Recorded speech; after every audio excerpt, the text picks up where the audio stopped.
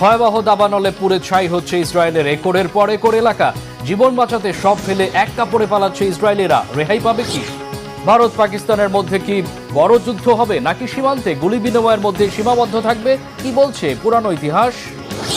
5 কোটির বেশি মানুষের মৃত্যু হতে পারে পাক ভারত যুদ্ধ হলে। সংঘাতে কোন দেশ কার পক্ষে অবস্থান নিয়েছে, কি বলছে হিসাব?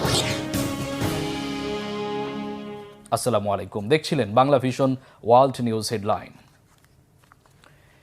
এবার পুড়ে ছাই হচ্ছে গাজায় গণহত্যাকারী ইসরায়েল।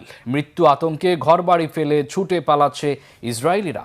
যা পারেনি আরব ও মুসলিম বিশ্ব, এবার তাই করে দেখাচ্ছে প্রকৃতি। গাজা হত্যাযজ্ঞের প্রতিশোধে গোটা বিশ্ব জ্বলে না উঠলেও এবার স্মরণকালের ভয়াবহ দাবানলে একদিনেই পুড়ে ছাই হয়েছে ইসরায়েলের একরের পর একর এলাকা। বিমান হামলা নয়, আগুনে পুড়ে বীভৎস মৃত্যু থেকে রেহাই পেতে গাজাবাসী